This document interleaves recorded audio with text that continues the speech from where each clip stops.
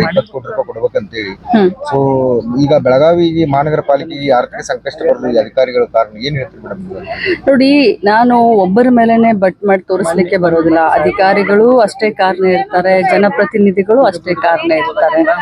ಏನಾಗ್ಬಿಟ್ಟಿದೆ ಈಗ, ಹಿಡನ್ ಅಜೆಂಡಾಗಳು ಬಹಳ ಆಗ್ಬಿಟ್ಟಿದಾವೆ. ಈಗ ಹಿಡನ್ ಅಜೆಂಡಾಗಳು ಇಂದ ಮಹಾನಗರ ಪಾಲಿಕೆ ಆಗಿರ್ಬೋದು ಅಥವಾ ಸಿಟಿ ಜನ ಆಗಿರ್ಬೋದು ಇವತ್ತು ಸಂಕಷ್ಟವನ್ನು ಎದುರಿಸ್ತಾ ಇದ್ದಾರೆ.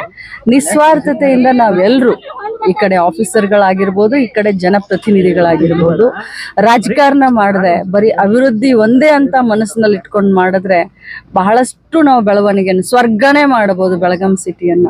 ಆದ್ರೆ ಈ ಹಿಡನ್ ಅಜೆಂಡಾದಿಂದ ಈ ರೀತಿ ಪಾಲಿಕೆ ಸೋರ್ತಾ ಇದೆ. ಯಾಕಂದ್ರೆ ರಾಜ್ಯದ ಅತಿ ದೊಡ್ಡ ಜಿಲ್ಲೆ ಮೇಡಮ್, ರಾಜ್ಯದ ಅತಿ ದೊಡ್ಡ ಜಿಲ್ಲೆ, 2ನೇ ರಾಜಧಾನಿ ಅಂತ ಹೆಮ್ಮೆಯಿಂದ ಹೇಳ್ತೀವಿ. ಬೆಳಗಾವಿ ತಾಲೂಕು ಉಡುಪಿ ಜಿಲ್ಲೆ ಅಷ್ಟು ದೊಡ್ಡದಿದೆ. ನಮ್ಮ ಬೆಳಗಾವಿ ತಾಲೂಕು ಜನಸಂಖ್ಯೆ 8,50,000, ಉಡುಪಿ ಜಿಲ್ಲಾ ಜನಸಂಖ್ಯೆ 9 ಲಕ್ಷ.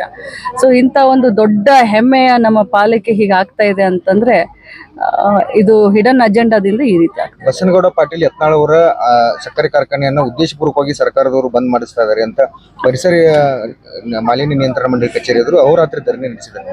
ನೋಡಿ, ಸರ್ಕಾರ ಕಾನೂನು ಪ್ರಕಾರ ಕ್ರಮ ತೆಗೆದುಕೊಳ್ಳುತ್ತೆ.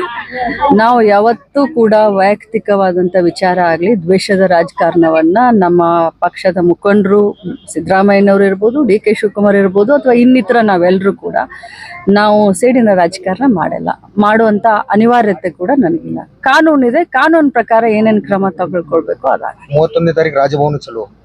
31ನೇ ತಾರೀಕು ಎಲ್ಲ ಶಾಸಕರು, ಮಂತ್ರಿಗಳು ಎಲ್ಲರೂ ಸೇರಿ ನಾವು ರಾಜಭವನ ಚಳವಳಿಯನ್ನ ಹಮ್ಮಿಕೊಂಡಿದ್ದೀವಿ.